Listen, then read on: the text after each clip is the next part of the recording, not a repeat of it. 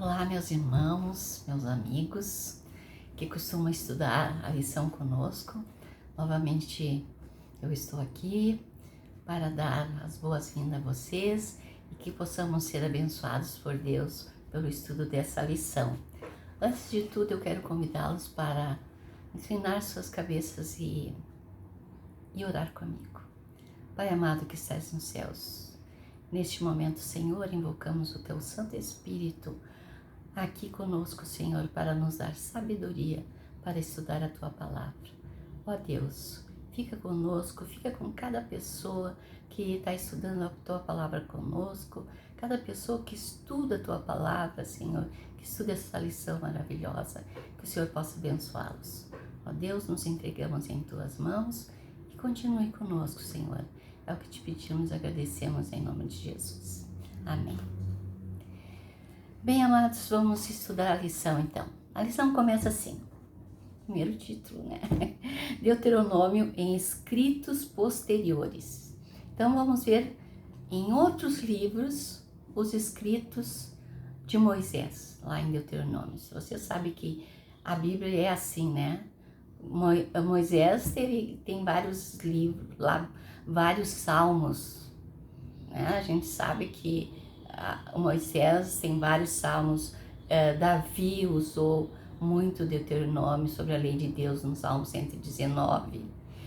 Jeremias também usa aqui como diz lá em Jeremias 4:23, ele diz que no princípio Deus fez o céu, a terra, né? Tudo que existe. Então, nós temos que a Bíblia é citada. Livros não podem estar diferentes um dos outros, não é mesmo? Um confirma o outro e um acrescenta mais coisas, mas é assim mesmo que a Bíblia é escrita para o nosso bem, para a gente ter mais entendimento. E o nosso verso áureo é assim: o Senhor se afeiçoou tão somente aos pais de vocês para os amar, e a vocês, descendente deles. Ele escolheu do meio de todos os povos, como hoje se vê. Aqui Moisés estava falando com aquele povo de Israel, né? Que disse que eles foram escolhidos para ser o povo de Deus, para levar a mensagem aos outros, né? Nós também fomos escolhidos por Jesus Cristo, porque Ele morreu por todos. Mas nós o escolhemos porque amamos a Jesus. E nós sabemos que nós somos o povo remanescente, aquele que vai ficar firmes até a volta de Jesus. Que Deus nos ajude, né, meus irmãos, para que isso seja uma realidade, que a nossa fé possa crescer dia após dia, com o estudo da Palavra de Deus, com oração, com testemunho, né? E com também a missão. A nossa fé cresce se a gente andar assim. Então, queridos, essa semana nós vamos estudar. O foco do estudo será de maneira pela qual o livro de Deuteronômio vai ser usado por outros escritores posteriores. E é isso que nós vamos estudar essa semana. Como os outros aproveitar o livro de Deuteronômio, né? Que Moisés explicou tão bem. E domingo é o livro da lei. Aqui nós temos uma história bem bonita, né? No capítulo 22 de 2 Reis. É a história de Josias, né?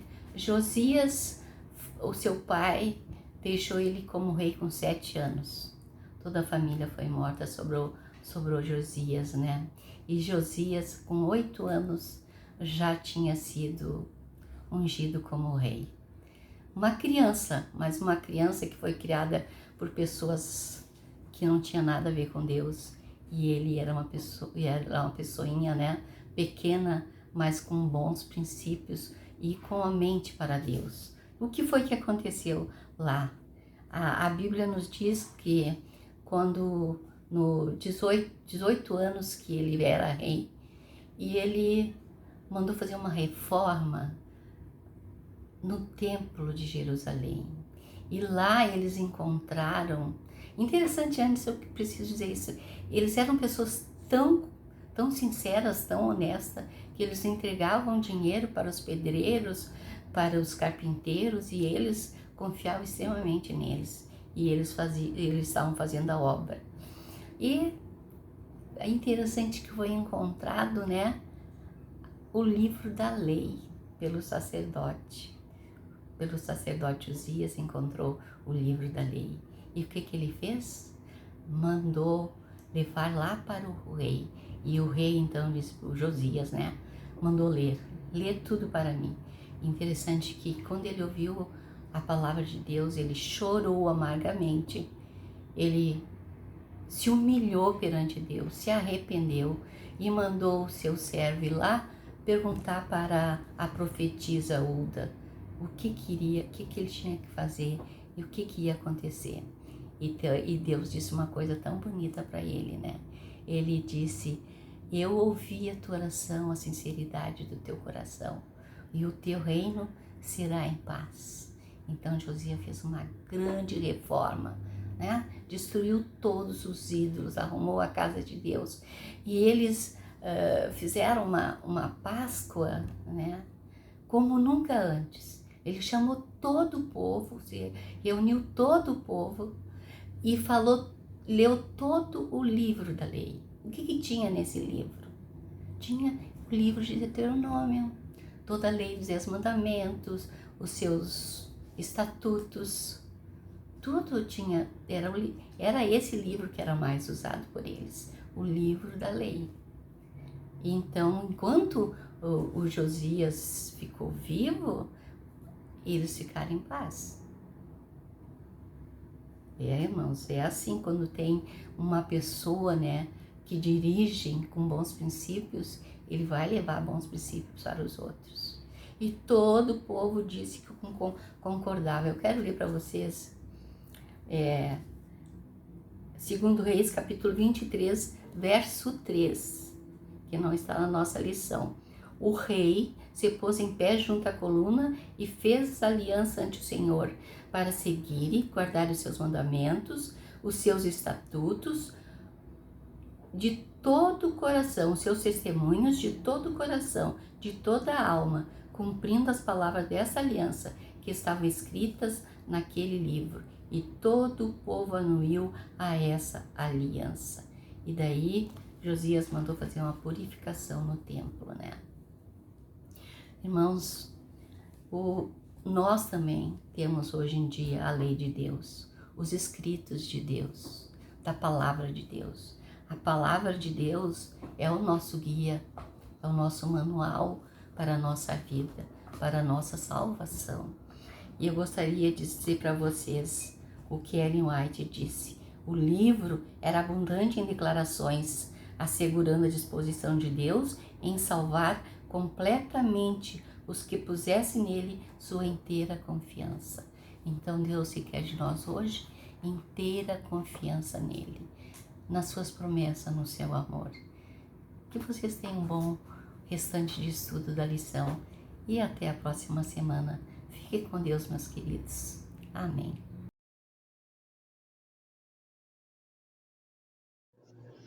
Irmãos, irmãs, vamos tentar aqui reproduzir para você um pouquinho mais da expressão que o irmão Marcos, inclusive, já falou, que é o céu dos céus. O que vem a ser isso? Então, quando eu vou lá no capítulo 10 de Deuteronômio, e nos versículos de 12 a 15, onde são enfatizados ali a lei e a posição de Israel, o que quer dizer a frase céu dos céus? Irmãos, isso a princípio nos leva a crer que seja uma expressão idiomática, né, que aponta para a soberania de Deus sobre toda a criação, né? Isto é, tudo é de Deus, nada é meu, nada é teu, tudo é de Deus, não é isso? E que conceito Moisés fez ao apresentar essa expressão? Que expressão? Céu dos céus, é o que nós estamos falando. Então ele quis dizer ali que mesmo com a grandeza de Deus, ele não deixou de valorizar o seu povo, não é verdade? Agora, não só em Deuteronômio nós temos tantas riquezas. Quando eu vou lá no livro de 1 Reis, por exemplo, no capítulo 8 e no versículo 27, me diz ali e me mostra ali a grandeza de Deus. E quando eu falo aqui, irmãos, quando eu vou no livro tal, eu estou pedindo para que você anote, porque eu não posso ler, porque são muitas referências e nós não teríamos tempo para isso. Então você vai lá no livro de 1 Reis 8, 27, você vê ali o que fala da grandeza de Deus. Quando eu vou no livro de Neemias, no capítulo 9 e no versículo 6, é dito lá que Deus é criador e mantenedor de todas as coisas. E quando eu vou no livro de Salmo 148, versinho 4, você vê ali a plena adoração a Deus, né? E agora o impressionante, irmãos, que isso tudo começa lá em Deuteronômio.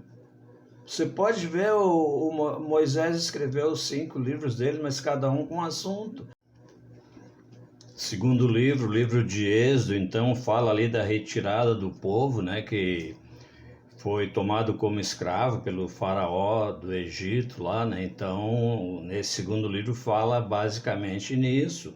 No livro de Levítico, depois vai falar para nós sobre as ofertas de manjares, algumas restrições, o que pode comer, o que não pode, o que é pecado, o que não é pecado, enfim. Depois vem o livro de Números, que fala ali na consagração dos levitas, né, celebração da Páscoa, outros assuntos. Mas quando chega em Deuteronômio, você começa a ver a misericórdia de Deus, o amor de Deus e por que ele é tão adorado, né? Então ali você pode ver que todos esses outros assuntos que fala que Deus é o dono de tudo, até do céu dos céus e tal, você começa a ver que ele realmente é o criador de tudo. Por isso ele tem essa, vamos dizer assim,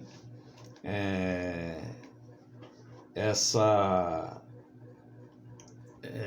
clareza, né? E nós temos essa clareza, aliás, que Deus realmente é o que nos mantém. Ele é criador e mantenedor. Então, o livro de Deuteronômio, ele nos oferece uma riqueza, assim, que eu diria incomensurável, que todo crente, cada irmão nosso deveria ler e reler, que certamente aprenderia, e eu me incluo nessa, né? Nós aprenderíamos muitas coisas. Então fica aí, meu irmão, a dica para essa lição de segunda-feira, quando falamos aqui um pouquinho de céu dos céus. Tudo é de Deus.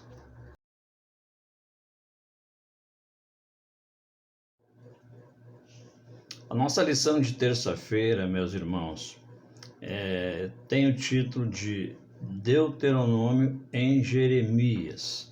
Será por que isso, hein? Na nossa lição nos conta aqui uma pequena história que um jovem agnóstico, né, terminou aceitando a mensagem adventista do sétimo dia, né? Ele creu em Deus e em Jesus, e então aceitou a mensagem adventista. E o verso preferido dele está lá em Jeremias, capítulo 29, versículo 13, que diz assim: vocês me buscarão e me acharão quando me buscarem de todo o coração. Mas isso justifica o título? Não, mas vai justificar agora, porque esse verso também está lá em Deuteronômio, e Jeremias se referiu também a Deuteronômio. E no livro de Deuteronômio está lá no capítulo 4 e no versículo 29, que diz a mesma coisa: vocês me buscarão e me acharão, quando me buscarem de todo o coração. Então você veja que ali o contexto é esse. Deuteronômio 4, de 23 a 29, tem ali um contexto da promessa a Israel e como essa promessa poderia se relacionar comigo e contigo, conosco, hoje. Tu acha que quando nós buscamos a Deus, nós temos que buscar de todo o coração? Ou nós buscamos a Deus de uma maneira qualquer, de uma maneira simples ou muito simples, desleixada, né? Então, tem tudo a ver com aquilo que nós fazemos durante o dia, durante o tempo que nós usamos, onde quer que a gente vá, como a gente usa, como a gente se comporta, né? Como a gente busca Deus, como a gente mostra Deus também para as pessoas, né? E no livro de Jeremias, porque Jeremias está lá em Deuteronômio e vice-versa, no capítulo 7, do versículo 1 a 7, você vê ali o que Jeremias disse ao povo que fizesse e como isso se relaciona com o que está lá no livro de Deuteronômio. É uma pergunta. Então você vai lá no capítulo 7 de Jeremias, de 1 a 7. Então veja que Jeremias ali nesses versos ele manda que corrigissem sua caminhada, né? Ou seja, endireitasse sua vereda, né? Para poder alcançar as bênçãos de Deus. Tanto em Deuteronômio como também em Jeremias dizia que Deus ele te busca, realmente ele tem interesse em ti se você obedecer. E foi falado para aquele povo a mesma coisa, né? E Moisés chegou a usar como exemplo a terra de Canaã, né? Que a terra era deles, mas era uma coisa assim condicional. A terra é vossa, se obedecerem. Logo, se deixar de obedecer, não ficariam naquele lugar. Observe, Jeremias 7, 4, indicando que sim, eles eram um povo escolhido, né? Mas nada disso importava se não fossem obedientes. Entendeu? Então a terra de Canaã está à disposição deles. Todavia, tem que obedecer a Deus. Agora, caso contrário, o que seria o contrário? Desobedecer. Deus não permitiria de maneira alguma que eles ficassem naquele lugar. E Jeremias, no capítulo 7, no versículo 4, ele confirma isso. Ele diz, sim, todavia, se vocês não obedecerem, não ficarão lá. Vocês têm que ser obedientes. Então fica aí, meu irmão, mais uma dica para você da nossa obediência, né? Que temos ali Moisés, né? Que escreveu fartamente sobre isso, e também Jeremias, lá no capítulo 29, no versículo 13, né? Buscarmos a Deus de todo o nosso coração, todo o nosso empenho, e aí está presente a obediência. Um abraço, meu irmão, minha irmã, fique com Deus e um bom final de sábado para você.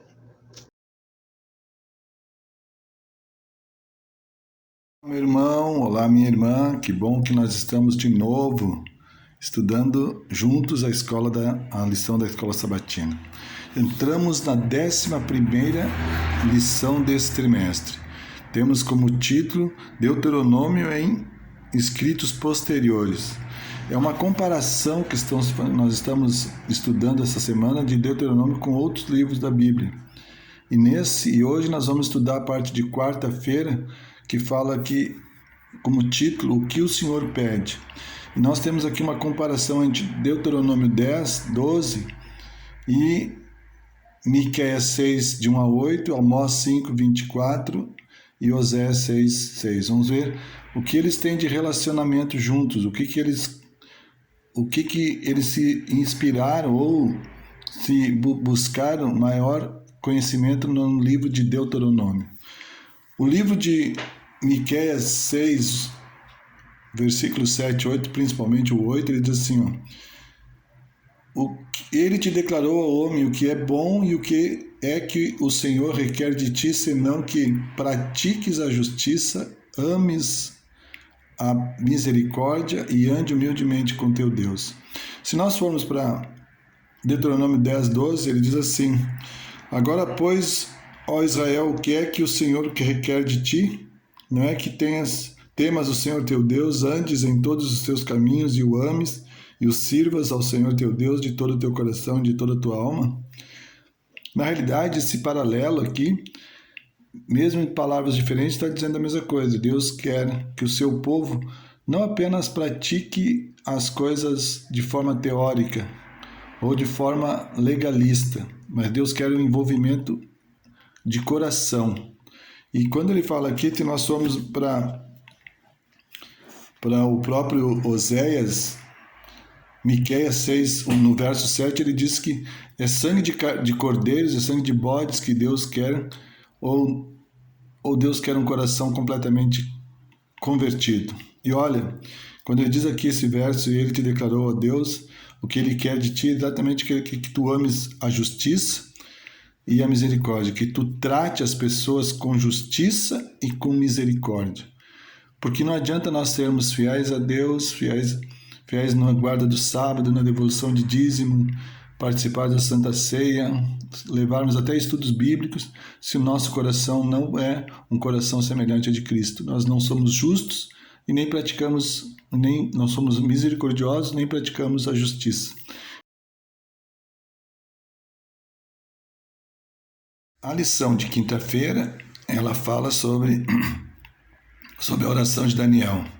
A oração de Daniel, ela é um resumo sobre o que a nação havia sido advertida em Deuteronômio a respeito das consequências de não cumprir a parte do povo na aliança com Deus. Então, Daniel, ele aqui no capítulo 9, ele começa o capítulo confessando os pecados, principalmente aqui, verso 4. Orei ao Senhor meu Deus, confessei e disse, Senhor Deus grande e temível, que guardas a aliança e a misericórdia para com os que te amam e guardam os teus mandamentos. Temos pecado e cometido iniquidades, procedemos perversamente, fomos rebeldes, apartando-nos dos teus mandamentos e de teus juízos. Daniel estava fazendo uma comparação com aquilo que Deuteronômio explicava lá no capítulo 31, porque quando Moisés termina o capítulo 31, no versículo 29, ele diz assim, porque sei que depois da minha morte, por certo procedereis corruptamente e vos desviareis do caminho que vos tenho ordenado. Então este mal vos alcançará nos últimos dias, porque fareis mal perante o Senhor, provocando a ira com as obras das vossas mãos. Daniel, que tem uma notinha aqui na auxiliar da lição, que diz que Daniel, ele não fez o que normalmente, quando alguém suplica ou alguém abre o coração em oração, às vezes diz o seguinte, nas lágrimas e súplicas de Daniel, ele jamais fez o que tantos fazem, né? Quando ocorre uma tragédia. Por que, Senhor? Por que ele não fez esse comentário, não colocou essa observação? Ele nunca questionou o motivo. Graças ao livro de Deuteronômio, Daniel sabia a razão de tudo. O que o povo estava passando lá na Babilônia, 70 anos de cativeiro, Daniel conhecia essa situação e sabia por que eles estavam lá. Qual era o motivo que tinha levado eles? O que nós lemos aqui no capítulo 31 de Deuteronômio, verso 29. Eles se corromperam. Eles não obedeceram a Deus. Eles quebraram a aliança de Deus. Eles adoraram deuses estranhos. Eles participavam de cultos pagãos. Então agora, qual foi a consequência disso? Eles foram, mais uma vez, punidos. Eles foram levados para a Babilônia com a invasão de Nabucodonosor. E eles ficaram 70 anos presos na Babilônia. Quando nós nos referimos à oração de Daniel, no capítulo 9 do livro de Daniel, nós podemos dizer o que a lição aqui coloca na parte de auxiliar da lição de quinta-feira. Que oração? uma súplica comovente na qual confessa seus pecados e os pecados de seu povo, enquanto ao mesmo tempo reconhece a justiça divina em meio à calamidade que se abateu sobre eles. Daniel começa uma oração reconhecendo as suas faltas, as faltas do povo. Daniel reconhece que o povo tinha falhado. Ele não deixa de orar, ele confessa o pecado, ele diz, olha, nós somos pecadores, nós deveríamos estar com o rosto ruborizado de vergonha de ter cometido tantos erros, tantos pecados diante de nosso Deus. Mas Deus é misericordioso. Não significa que Deus abandonou. Aparentemente dá a impressão que Deus abandonou o povo. Deus rejeitou esse povo pecador, mas lá no final da lição diz assim, contudo a oração de Daniel indicava que, apesar desses eventos, havia esperança. Deus não os abandonaria, por mais que parecesse assim. O livro de Deuteronômio ofereceu não apenas o contexto para se compreender a situação, mas também apontou para a promessa de restauração. Deus nunca, no seu coração, ele tem o desejo de destruir.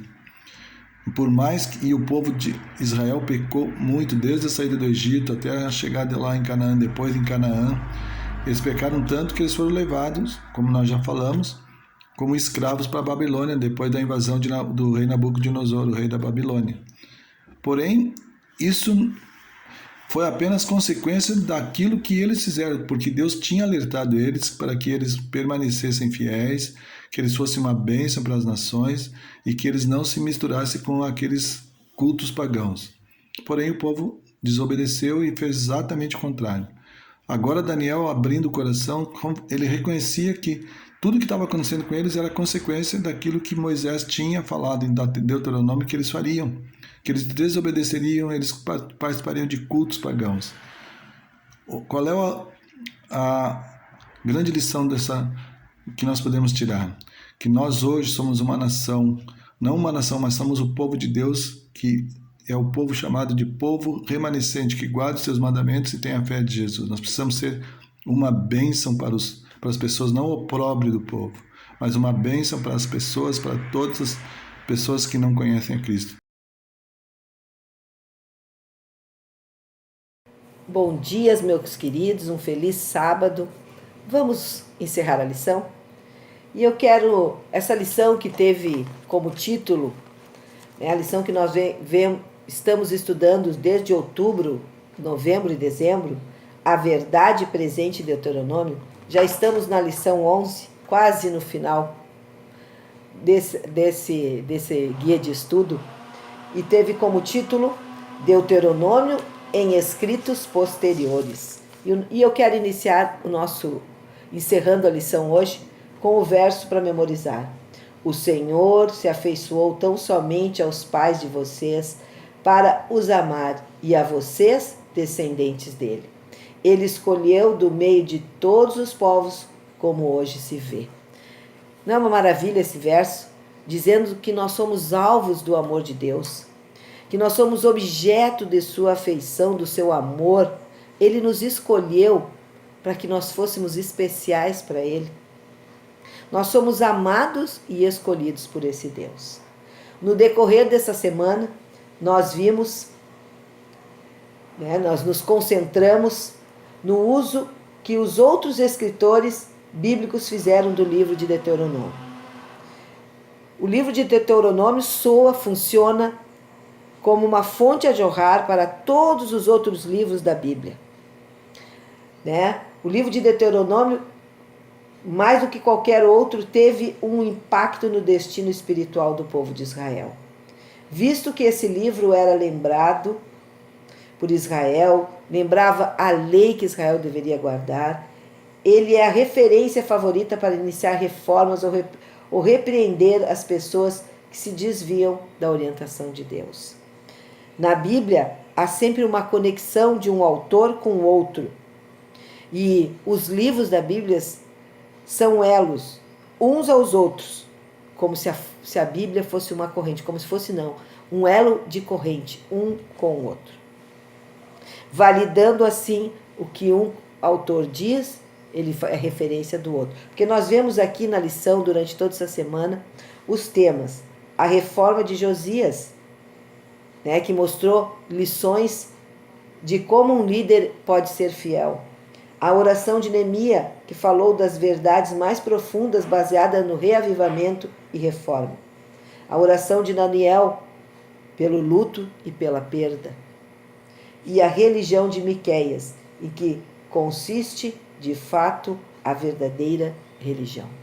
Então, todos eles falaram, todos eles se validaram uns nos outros, falando do amor de Deus, falando daquilo que Deus tem preparado para nós. Então, o livro de Deuteronômio é um livro muito especial. É um livro que nos coloca em conexão. Então, e eu quero encerrar a lição dessa semana dizendo para os irmãos que nós devemos estudar a Bíblia, nós devemos ler para ter no nosso coração, como a lição da semana passada nos falou, que nós devíamos lembrar e não esquecer. Então nós devemos ler a Bíblia, reconhecer que a Bíblia, ela é, como é que eu vou dizer, confirma.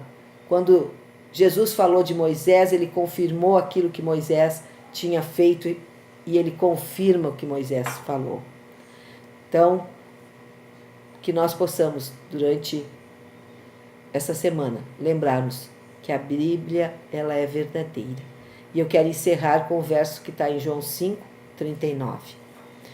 Examinai as Escrituras, porque julgais ter nelas a vida eterna, e são elas mesmas que testificam de mim. Confiemos na palavra, busquemos a palavra diariamente, para que ninguém nos engane.